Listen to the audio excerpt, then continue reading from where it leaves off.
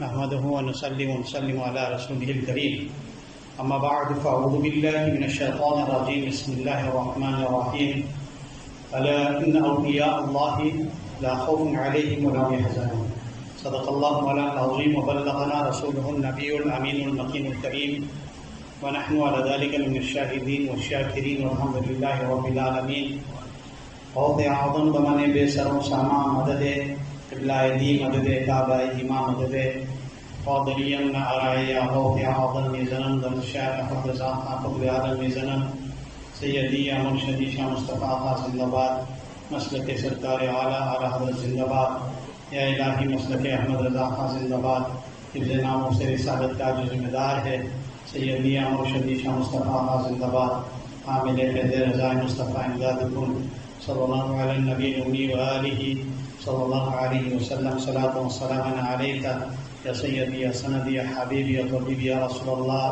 सल्लल्लाहु अलैहि वसल्लम व अला आलिका व अस्हाबिका या रहमतल लिल आलमीन.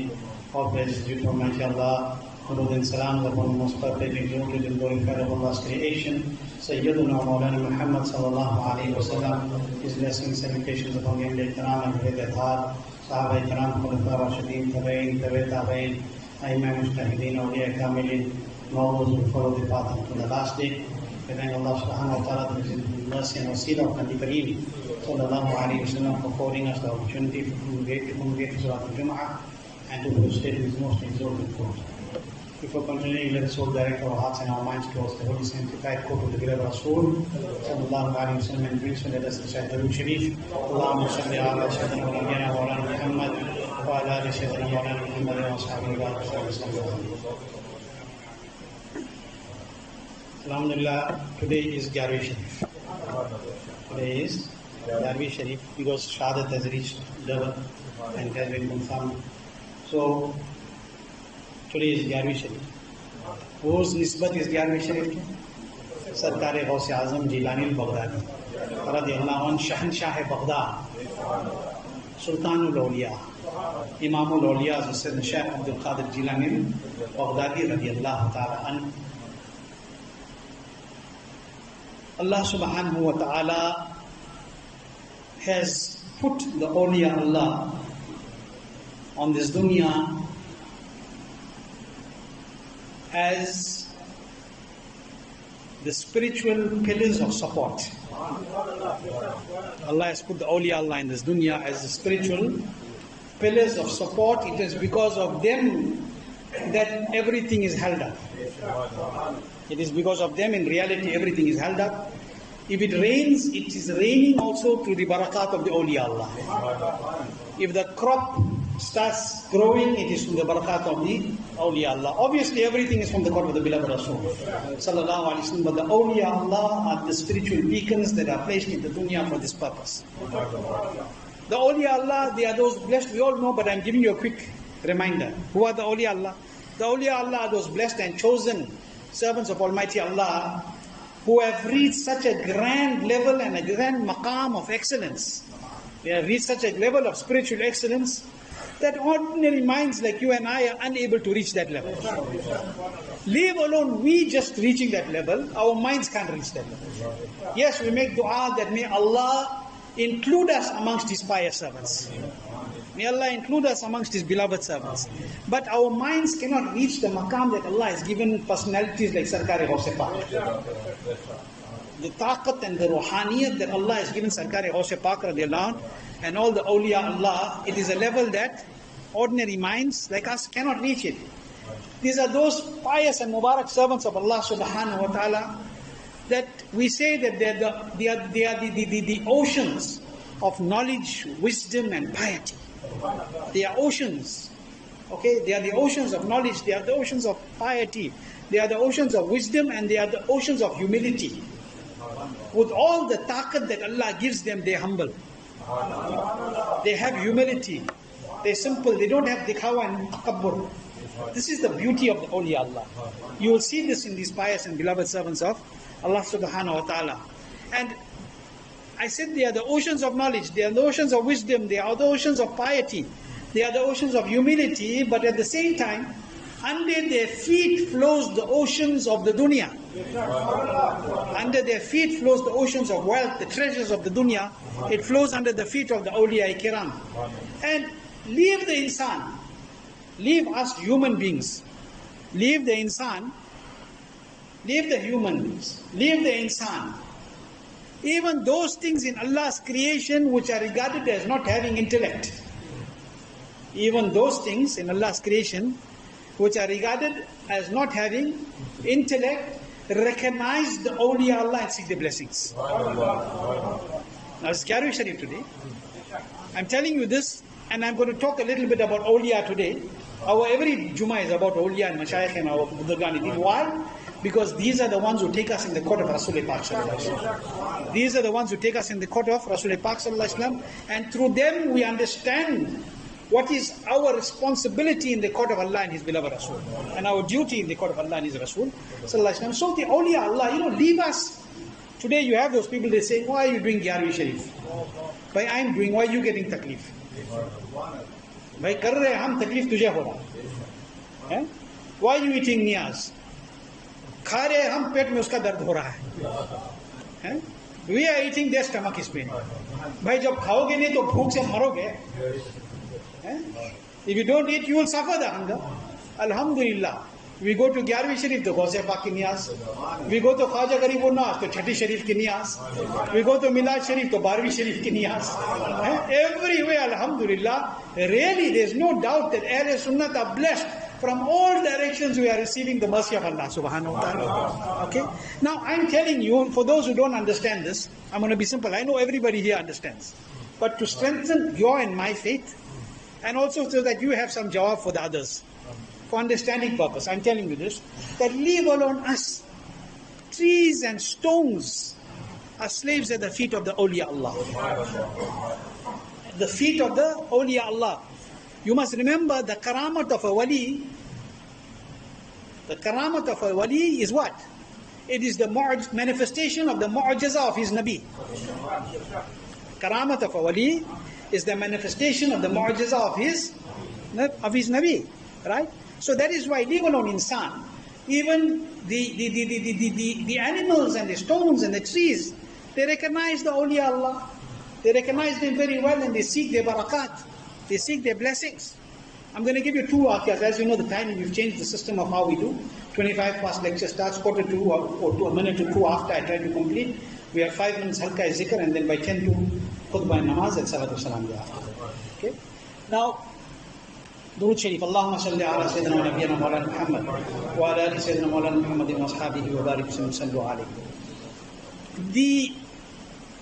The issue of even the things that are called those creations that have no aql and no intellect, even them recognizing the awliya Allah, there are numerous dalail.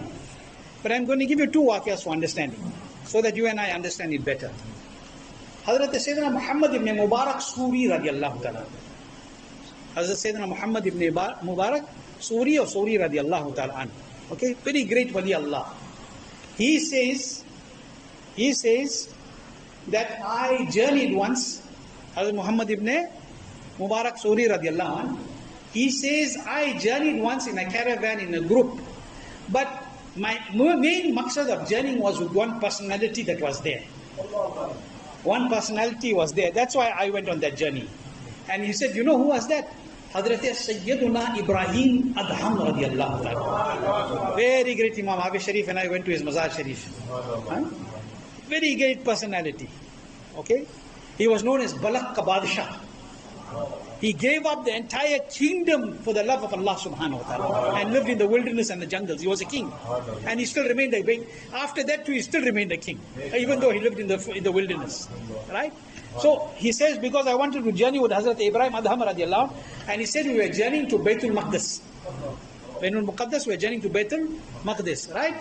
And he said, so I was on this journey with Hazrat Ibrahim Adham radiallahu anh, and the caravan stopped under a tree. The caravan stopped under a tree, all of us stopped under a tree to take some rest for Qailullah. In other words, for having a siesta. Have a midday break before we travel any further. He said when everybody stopped over there, I was under the tree with Hazrat Ibrahim Adham. Me and Hazrat Ibrahim Adham were under the tree, others were there also. He said, what tree was it? A pomegranate tree. Anar. It was a anar. Okay, anar tree. Now, he says, while we were under this tree, at that time, Hazrat Sayyidina Ibrahim bin Adham radiallahu anh and us, while we were under the tree, he says, I occupied myself in namaz. While others were having a siesta, I decided to read some namaz. He said, after I completed, I heard a voice saying to Hazrat Ibrahim Adham, a voice from the tree, from the root of the tree. A voice could be heard saying, "Oh Abu Ishaq," referring to Hazrat Ibrahim Adham, "Oh Abu Ishaq, eat something for me so that my value may be enhanced." The pomegranate tree is talking. The root of the tree is talking. "Oh Abu Ishaq, eat something from me so that my value is enhanced." Hazrat Sayyidina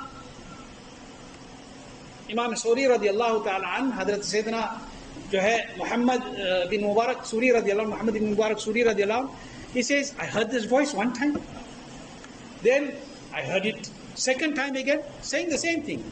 Eat something from me so that my value will be advanced, I become more valuable. He said third time again, the roots of the tree was talking. Eat something from me so the value of the tree will be advanced. Who it was referring to? Hazrat Ibrahim Adham radiallahu anh. He said Hazrat Ibrahim Adham just kept his head down. He said, then I heard the voice from the tree saying, "Oh Muhammad, tell him to fulfill my request." Oh Muhammad, tell him to fulfill my request. In other words, now the tree was talking to who? Hazrat Imam Suri radiallahu. He's telling Muhammad Mubarak Suri, saying, tell him, "Oh Muhammad, tell him to fulfill my request." Oh Muhammad, request to him that should eat something from me. Hazrat Sayyidina Muhammad radiallahu anh, what he did? He looked at Hazrat Sayyidina Ibrahim Adham radiallahu anh and he said, "Huzur, did you hear something? I heard something." Hazrat Ibrahim Adham radiallahu anh looked at him and said, "Yes, I heard." So he reached up and he broke 2 pomegranates, 2 anars. He ate one, and Hazrat Sayyidina Muhammad Suri radiallahu anh says, he gave me one. He said, but when I ate the pomegranate, it was very sour. It was very, very sour. Because you see, the tree was very small. It was not a fully grown pomegranate tree. It was still very young. So obviously the fruit had not become ripe. They had not matured as yet also. They were just flowered and then they were very small fruit. So he said, I ate it. It was a sour tree, a sour fruit. He said, so we ate.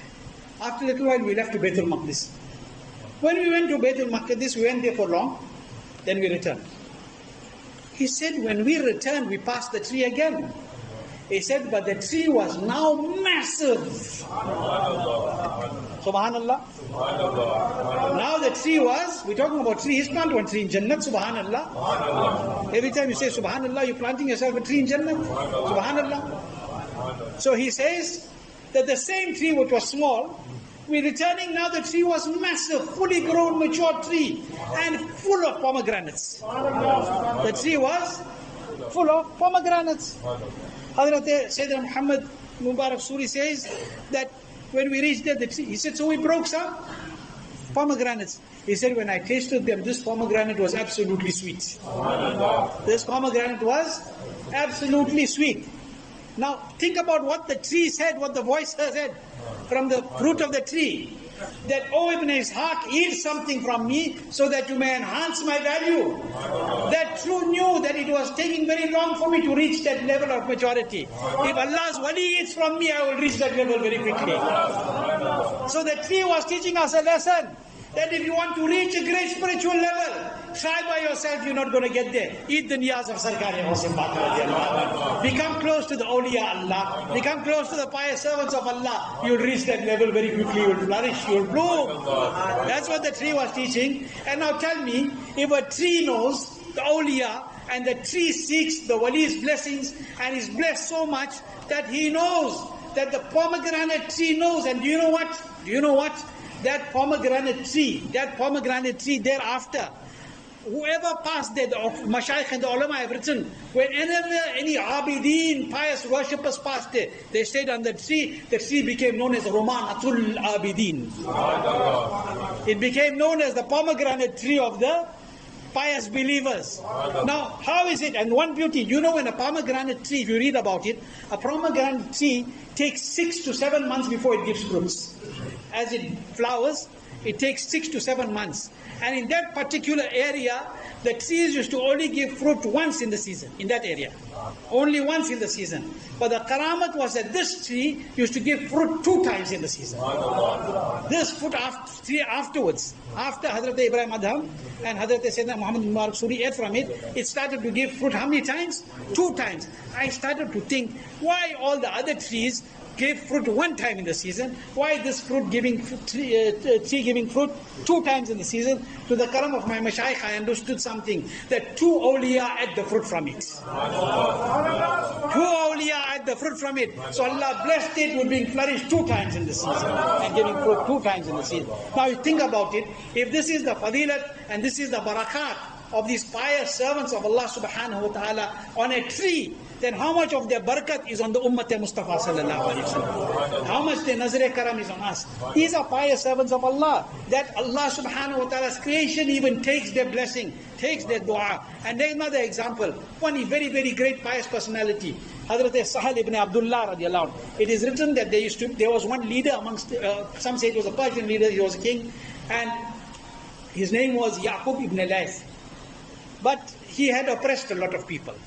Okay, like kings, some kings usually do. And Yaqub ibn Layth became very ill. He became very ill. And Yaqub ibn Layth became so ill that all his doctors gave up. And you know there is something. There's one niyaz of Hosipak, while I'm on the topic, it's called Tosha Sharif. The Tosha of Sarkari Hosipak.